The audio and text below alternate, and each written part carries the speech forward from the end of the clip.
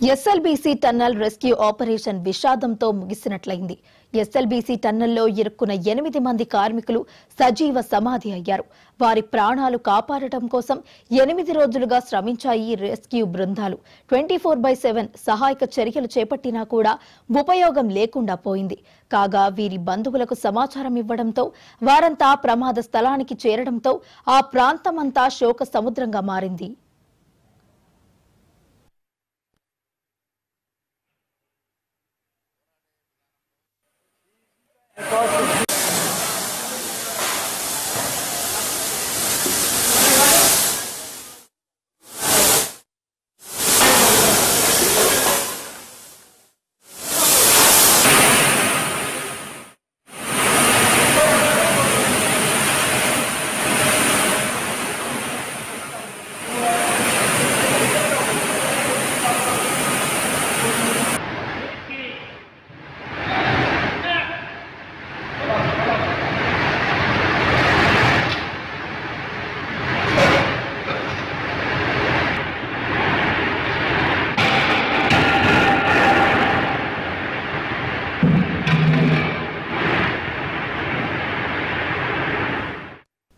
SLBC tunnel rescue operation విషాదంతో ముగిసినట్లయింది.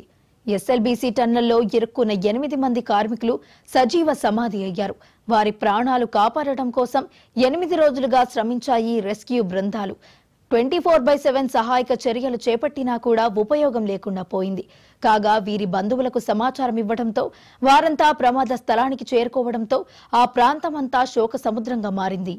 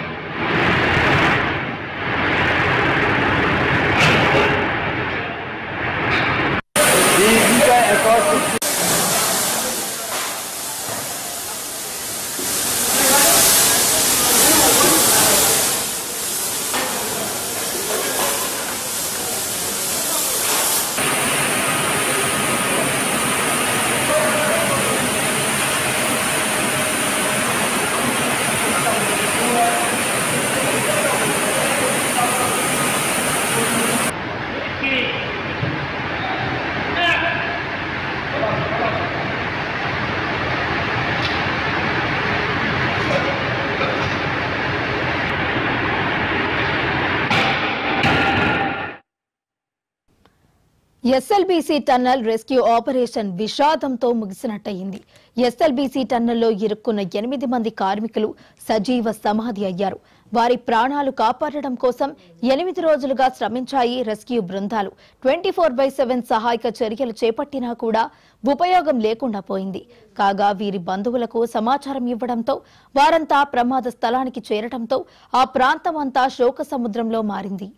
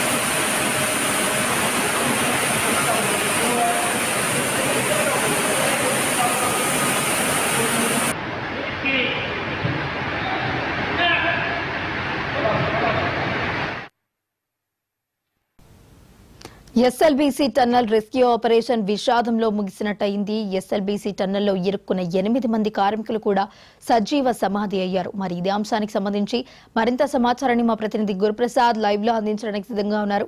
గురుప్రసాద్ చెప్పండి. వైష్ణవి ఏదైతే ఎస్ఎల్బిసి టన్నెల్లో సొరంగంలో ఏదైతే గత వారం నుంచి కూడా పెద్ద ఎత్తున సహాయక చర్యలు జరుగుతూ వచ్చాయి. 8 మంది కార్మికులు కూడా లోపల ఇరుక్కున్నారు. వారిని క్షేమంగా బయటికి తీసుకురావాలని విశ్వ ప్రయత్నాలు జరిగాయి. రాష్ట్ర ప్రభుత్వం, కేంద్ర ప్రభుత్వం సమన్వయంతో కూడా సహాయక బృందాలు దాదాపు 11 సహాయక బృందాలు కూడా ఈ ఆపరేషన్ లో పాల్గొన్నాయి. కానీ చివరికి ఆ 8 మంది అమాయకులైన కార్మికుల ప్రాణం మొత్తం గాల్లో మట్టిలో కలిసిపోయాయి. పూర్తిగా లోపలనే వాళ్ళ ఇరుకపోయి వాళ్ళంతా చనిపోయిన పరిస్థితి కనిపిస్తుంది. అఫీషియల్ ఇంకా ప్రకటించాల్సి ఉంది, అధికారికంగా ప్రభుత్వం ప్రకటించాల్సింది. కానీ మనకు అందుతున్న సమాచారం ప్రకారం 8 మంది కార్మికులు కూడా మట్టిలోనే వాళ్ళతో ప్రాణాలు విడిచిన సిచ్యువేషన్ మనకు కనిపిస్తుంది. ప్రజెంట్ గా అయితే 13.5 కిలోమీటర్ నుంచి పెద్ద ఎత్తున కూడా ఇంకా మట్టి తవ్వకాలు జరుగుతున్నాయి. కొద్దిసేపటి క్రితమే మంత్రి జూపాలి కృష్ణ కూడా ప్రెస్ మీట్ పెట్టారు. 4 సంబంధించిన ఏదైతే మృతదేహాలను 4 మృతదేహాలను గుర్తించడం జరిగింది, ఆనవాళ్ళను గుర్తించడం జరిగింది. అక్కడ మార్కింగ్ ఇవ్వడం జరిగింది. ఆ ప్రాంతాలలో ఇంకా మట్టి తవ్వకాలు పెద్ద ఎత్తున జరుగుతుంది. అదేవిధంగా టనెల్ బోరింగ్ మిషన్ ముందు భాగంలో మరో 4 మృతదేహాలు ఉన్నాయి. వాటిని గుర్తించడానికి మరింత సమయం పడుతుంది. 2 రోజులు కావచ్చు, 3 రోజులు కావచ్చు. ఎందుకంటే అడుగుల కొద్ది కూడా మట్టి వచ్చి చేరింది, బురద వచ్చి చేరింది కాబట్టి అదంతా తొలగించాలంటే చాలా సమయం పట్టే అవకాశం ఉంది. ఈ నేపథ్యంలోనే ఏదైతే జీపీఆర్ మిషన్ ద్వారా రాడార్ ద్వారా పూర్తిగా మాత్రం అక్కడ ఏదైతే స్పాట్ లో పూర్తిగా స్కానింగ్ చేయడంతో అక్కడ 5 ప్రాంతాలను కూడా గుర్తించారు. అక్కడ 5 ప్రాంతాల్లో కూడా కార్మికుల ఆనవాళ్లు ఉన్నాయని గుర్తించారు. ఈ నేపథ్యంలో ప్రజెంట్ గా అయితే అధునాతన టెక్నికల్తో పాటు టెక్నాలజీతో పాటు అదే విధంగా సహాయక బృందాలను కూడా ప్రజెంట్ గా అక్కడే పనిచేస్తున్నాయి. పూర్తిగా ఆ కార్మికుల మృతదేహాలను బయటికి తీసుకొచ్చేందుకు కూడా అయితే ముమ్మరంగా సహాయక చర్యలు కొనసాగుతున్నాయి. అయితే మరో 4 మృతదేహాలు బయటికి తీసుకురావడానికి చాలా సమయం పట్టే అవకాశం ఉంది. దాదాపు 2 నుంచి 3 రోజులు పట్టే అవకాశం. ఎందుకంటే 13.5 కిలోమీటర్ల నుంచి 14 కిలోమీటర్ల మధ్య భాగం దాదాపు 500 మీటర్లు ఉంటుంది కాబట్టి 500 మీటర్ల మధ్యలో మాత్రం ఎక్కడ ఈ మృతదేహాలు ఇరుక్కుపోయాయనేది కూడా ఇంకా క్లారిటీ రాలేదు. ప్రజెంట్ గా అయితే ఇంకా ఏదైతే ఆక్వా ఐతో పాటుగా థెరపీ ఏదైతే జీపీఆర్ రాడర్ తోటి కూడా పూర్తి మాత్రం అక్కడ పరిశీలిస్తున్న పరిస్థితి. ప్రజెంట్ గా అయితే ఇంకా సహాయక చర్యలు అయితే ముమ్మరం అవుతున్నాయి. ఇప్పటికే కార్మికులకు సంబంధించిన కుటుంబ సభ్యులకు, బంధువులు కూడా సమాచారం ఇచ్చారు. వాళ్ళు కూడా ఇక్కడికి టన్నెల్ వద్దకు చేరుకున్నారు. ప్రభుత్వం తరపున కూడా మేము పెద్ద ఎత్తున సాయం చేస్తామని చెప్పేసి కూడా అచ్చంపేట ఎమ్మెల్యే వంశీకృష్ణ చెప్పిన పరిస్థితి. ఏది ఏమైనప్పటికీ కూడా ఇది ముమ్మాటికి మానవ తప్పిదమే. ఖచ్చితంగా స్పష్టమైన నిర్లక్ష్యం దీనిలో కనిపిస్తుంది. ముఖ్యంగా ఏదైతే ఈ యొక్క ఎస్ఎల్బిసి యొక్క ప్రాజెక్టును టేక్ ఓవర్ చేసిన జేపీ సంస్థ పూర్తిగా దీన్ని సబ్ కాంట్రాక్టర్ గా ఎవరైతే ఉన్నారో సబ్ కాంట్రాక్ట్ ఏదైతే రాబిన్ సంస్థకు అప్పగించడం జరిగింది. అప్పటి నుంచి కూడా పూర్తి స్థలం మాత్రం నత్తనడుగా పనులు కొనసాగుతూ వచ్చినాయి. నిధుల కొరత కావచ్చు, ఇదంతా కూడా 20 ఏళ్ల నుంచి కూడా కంటిన్యూ ప్రాసెస్ కొనసాగుతుంది. ప్రపంచంలో చాలా తక్కువ అరుదైన సొరంగం, అతిపెద్ద సొరంగం ఇది. దాదాపు 44 కిలోమీటర్ల సొరంగం ఇది. ఈ సొరంగం గుంట కూడా పూర్తిగా వాటర్ ను నల్గొండ జిల్లాకు తరలించిన ప్లాన్ జరిగింది. కానీ 20 ఏళ్ల నుంచి ఇంకా కొనసాగుతుంది. అయితే 2020లో అయితే పనులు ఆఫ్ చేయడం జరిగింది. ఆ తర్వాత కాంగ్రెస్ పార్టీ అధికారంలోకి వచ్చిన తర్వాత ఒక్కసారిగా ఈ పనులు స్పీడ్ అప్ చేయాలని చెప్పి ఆదేశాలు జారీ చేసింది. అయితే ఏదైతే ప్రభుత్వం అలాగే అధికారులతో పూర్తిగా సమన్వయపరచుకోవడంలో జేపీ సంస్థ పూర్తిగా ఫెయిల్ అయింది. ఎందుకంటే మనం చూసాం గత 2-3 రోజుల నుంచి కూడా పూర్తిగా సొరంగ మార్గం మధ్యలో కూడా ఎక్కడెక్కడ లీకేజీలు ఉన్నాయి. ఎందుకంటే అదంతా కూడా టైగర్ రిజర్వ్ ఫారెస్ట్ కాబట్టి అక్కడంతా కూడా పైన పెద్ద ఎత్తున ఊటలు ఉంటాయి కాబట్టి ఆ ఊటలన్నీ కూడా వచ్చి చేరాయి. ఈ క్రమంలోనే ఏదైతే 14 కిలోమీటర్ వద్ద కూడా పెద్ద ఎత్తున వాటర్ నిల్వ వచ్చి చేరింది. దీంతో ఒక్కసారిగా సిమెంట్ పైన ఫలకాలు ఉన్నాయి. ఆ ఫలకాలు పూర్తిగా కూలిపోయింది. దాంతో పాటుగా పెద్ద ఎత్తున కూడా టన్నుల కొద్దిగా మట్టి వచ్చి చేరింది. సో ఒకసారిగా 8 మంది కార్మికుల లోపల పనిచేస్తున్న క్రమంలో వారిపై మట్టి దిబ్బలు పడ్డాయి. పూర్తిగా వాళ్ళంతా కూడా అక్కడే ఇరుకపోయి వారంతా కూడా చనిపోయిన సిచ్యువేషన్ కనిపిస్తుంది. ఈ మానవ తప్పిదంలో పూర్తిగా జేపీ సంస్థనే ప్రధాన కారణం అని చెప్పవచ్చు. ఎందుకంటే అక్కడ ఉన్న పరిస్థితులు కానీ దాని అంచనా వేయలేకపోయింది. ఎక్స్పర్ట్స్ లోపలికి తీసుకెళ్లలేదు. పనులు ప్రారంభించే రోజు నుంచి అక్కడ ఉన్న పరిస్థితులకు అంచనాకు వచ్చిన తర్వాత, ఒక నిర్ధారణకు వచ్చిన తర్వాతనే పనులు ప్రారంభించాల్సి ఉండేది. కానీ అమాయకమైన కార్మికుల ప్రజల ప్రాణాలు మాత్రం చెలగాటమాడింది. చివరికి అమాయకమైన కార్మికులు కూడా చనిపోయారు. వారంతా కూడా జార్ఖండ్, యూపీ, పంజాబ్, జమ్మూ కాశ్మీర్ సంబంధించిన వారిగా గుర్తించారు. ప్రజెంట్ గా 2 ఏదైతే ప్రాజెక్టు ఆపరేటర్లు అంటున్నారు, మరి 6 మంది కార్మికులు అంటారు. వారికి సంబంధించిన బంధువులు వాళ్ళంతా కూడా ఇప్పటికే వచ్చారు. సో వెంటనే ఇప్పుడైతే ఏదైతే మృతదేహాలను బయటికి తీసిన వెంటనే ఏదైతే అంబులెన్స్ కూడా రెడీ చేశారు, అంబులెన్స్ కూడా ఏదైతే టనెల్ వద్దకు తీసుకొచ్చిన సిచ్యువేషన్ కనిపిస్తుంది. ప్రజెంట్ గా అయితే సహాయక బృందాలు మాత్రం ఇంకా ముమ్మరంగా ఏదైతే సహాయక చర్యలు చేపడుతున్నాయి. పూర్తిగా ఆ మృతదేహాలను కూడా వెలికి తీసే ప్రయత్నం అయితే ఇంకా కొనసాగుతుంది. అయితే ప్రాసెస్ ఇంకా కంటిన్యూ కొనసాగే అవకాశం ఉంది. పూర్తిగా మట్టి దిబ్బలు ఇరుక్కుపోయారు కాబట్టి అదేవిధంగా కన్వేయర్ బెల్ట్ కూడా పనిచేయడం లేదు. కన్వేయర్ బెల్ట్ పనిచేసి ఉంటే ఖచ్చితంగా ఆ మట్టి పెద్ద ఎత్తున కూడా కన్వేయర్ బెల్ట్ ద్వారా బయటకు తీసుకొచ్చే అవకాశం ఉంటుంది. ఎగ్జిట్ ఎక్కడ లేదు లేదు కాబట్టి నేరుగా మళ్ళీ 14 కిలోమీటర్ వరకు ఇన్లెట్ వరకు వచ్చి ఆ మట్టిని అంతా కూడా తొలగించాలని పెద్ద ప్రాసెస్. కేవలం ఆ సొరంగం కూడా చాలా తక్కువ ఉంటుంది, 13 మీటర్ల వ్యాసార్థంలో ఉంటుంది కాబట్టి అక్కడ దాదాపు 80 నుంచి 100 మంది మాత్రమే పనిచేయడానికి అవకాశం ఉంటుంది కాబట్టి అంత పెద్ద ఎత్తున పెద్ద మట్టి కూడా ఉంది. ఆ మట్టిని ఎలా తొలగిస్తారు, ఆ బురదను ఎలా తొలగిస్తారు, వాటర్ అంతా కూడా డీవాటరింగ్ ఎలా చేస్తారు, ఇంకా కంటిన్యూగా డీవాటరింగ్ అయితే కొనసాగుతుంది. అయినప్పటికీ కూడా ఇంత పెద్ద ఎత్తున అడుగుల కొద్ది కూడా మట్టి బురద ఉన్న నేపథ్యంలో ఆ మట్టిని తొలగిస్తేనే పూర్తిగా ఒక మృతదేహాలు కూడా వెలికి వచ్చే అవకాశం ఉంటుంది. ఈ ప్రాసెస్ కొనసాగాలంటే మరికొన్ని రోజులు పట్టే అవకాశం ఉంది. జూపల్లి కృష్ణారావు కూడా, మంత్రి జూపల్లి కృష్ణారావు అదే చెప్తున్నారు. ఏది ఏమైనప్పటికీ కూడా జేపీ సంస్థ అలాగే రాబిన్ సంస్థ నిర్లక్ష్యం కారణంగానే 8 మంది కార్మికుల ప్రాణాలు పూర్తిగా మట్టిలో కూరుకుపోయి మట్టిలో కలిసిపోయిన పరిస్థితి కనిపిస్తుంది. ఆ కుటుంబ సభ్యులను కూడా ఆందోళన చెందుతున్నారు, ఆవేదన వ్యక్తం చేస్తున్న విషాదంలో వాళ్ళంతా కూడా సుదూర ఇతర రాష్ట్రాల నుంచి ఇక్కడికి వచ్చారు. వాళ్ళు పొట్ట చేత పట్టుకొని ఇంత దూరం వచ్చి వాళ్ళంతా కూడా సొరంగంలో పనిచేయడానికి వస్తే కేవలం ఆ సంస్థ తన టార్గెట్ పూర్తి చేయడానికి కార్మికులను బలి తీసుకుందని చెప్పొచ్చు. ఈ నేపథ్యంలోనే ఆ 8 మంది కార్మికుల ప్రాణాలు మట్టిలో కలిసిపోయిన పరిస్థితి. గురుప్రసాద్, అయితే కార్మికులు ఎవరైతే మరణించారో టన్నల్లో వారు ఎన్ని రోజుల క్రితం మరణించి ఉండొచ్చని అధికారులు అంచనా వేస్తున్నారు?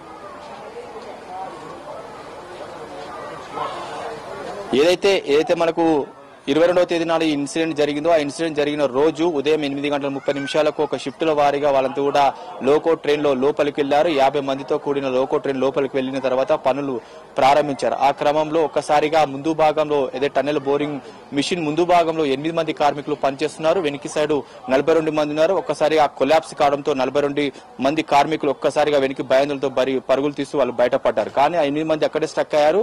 ఆ వెంటనే మట్టి దిబ్బలు కావచ్చు, పెద్ద ఎత్తున సిమెంట్ ఫలకాలన్నీ కూడా వారి మీద పడిన పరిస్థితి, అలాగే ఊట కూడా వచ్చి చేరడంతో వాళ్ళు ఊపిరాడలేని పరిస్థితి. మనం క్లుప్తంగా చెప్పుడు ఆ క్షణంలోనే ఆ గంటలోనే వారంతా కూడా కొట్టుమిట్టాడుతూ చనిపోయారని మనకు క్లారిటీ తెలుస్తుంది. ఎందుకంటే అంత పెద్ద ఎత్తున కూడా మట్టి ఒకసారి మీద పడడం, వాళ్ళకి ఊపిరాడకపోతేనే పూర్తిగా ఆక్సిజన్ బెలూన్స్ పూర్తిగా ఆగిపోయాయి, ఎక్కడెక్కడ కనెక్షన్ తెగిపోయింది, అంధాకారణ వాతావరణం పరిస్థితుంటే ఈ నేపథ్యంలోనే వాళ్ళు మొదటి రోజే మాత్రమే చనిపోయారు. కానీ ఎక్కడ కూడా అధికారులు కానీ దీని విషయాన్ని వెల్లడించలేదు. అయినప్పటికీ కూడా మొదటి రోజు మాత్రమే ఈ ప్రమాదం జరిగింది. ఆ ప్రమాదంలో వాళ్ళు చనిపోయి ఉన్నారు.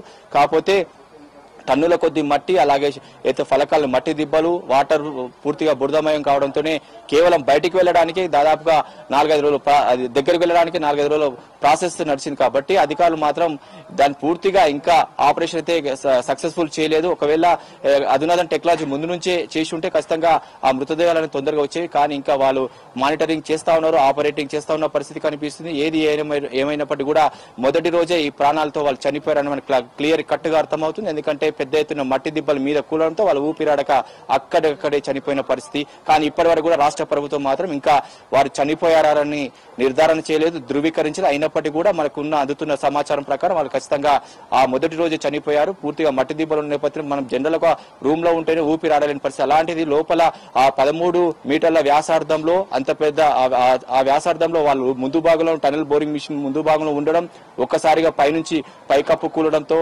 బురదమయం కావడం, ఆ బురదలో ఇరుక్కుపోవడం, ఊపిరాడక చనిపోయారనేది మనం నిర్ధారణ చేయవచ్చు. Vaishnavi. Right, thank you Guruprasad.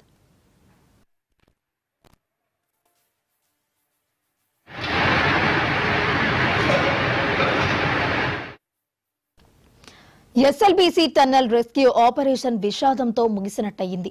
SLBC టన్నల్లో ఇరుక్కున్న 8 మంది కార్మికులు సజీవ సమాధి అయ్యారు. వారి ప్రాణాలు కాపాడటం కోసం 8 రోజులుగా శ్రమించాయి రెస్క్యూ బృందాలు. 24/7 సహాయక చర్యలు చేపట్టినా కూడా ఉపయోగం లేకుండా పోయింది. కాగా వీరి బంధువులకు సమాచారం ఇవ్వడంతో వారంతా ప్రమాద స్థలానికి చేరడంతో ఆ ప్రాంతమంతా శోక సముద్రంగా మారింది.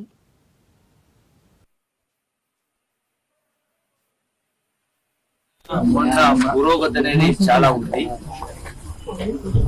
నాకు తెలిసి బహుశా రేపు రాత్రి వరకే ఒక 4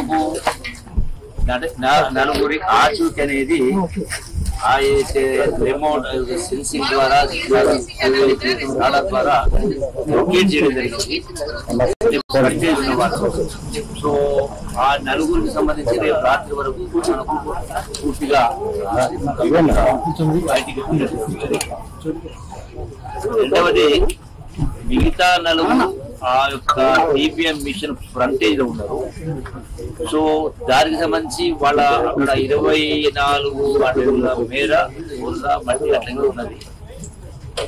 సో దానికి ఇంకో రోజు ఎక్కువ సమయం పడుతుంది, కొంత సమయం పడుతుంది. అయితే ఈ యొక్క టీపీఎం మిషన్ మొత్తం కట్ చేయాల్సి వచ్చింది. అంటే సుమారుగా 450 అడుగుల సుమారుగా నిడువైనటువంటి మొత్తం ఆ మిషన్ టన్నల్ ఎంతవరకు. సో వాటిని కట్ చేయడం అనేది చాలా వరకు పాటుకాడికి ఏదైతే కొట్టుకొచ్చిందో ఆ మిషన్ కటింగ్స్ అనేది పెద్ద ఎత్తున పని జరిగింది. సేమ్ టైం ఎక్కడైతే ఆ యొక్క ఆ నలుగురి ఆచూకీ పలానా దగ్గర అంటే ఉన్నట్టుగా గుర్తు జరుగుతుందో అక్కడ సపరేట్ గా అక్కడ మాన్యువల్ గా మనుషుల ద్వారా కూడా మళ్ళీ తవ్వడం జరుగుతూ ఉంది. కొంత తవ్వడం జరిగింది. అది బహుశా రేపు మధ్యాహ్నం సాయంకాలం వరకు అది పూర్తి అయితే మనకు ఒక రిజల్ట్ అనేది వస్తుంది.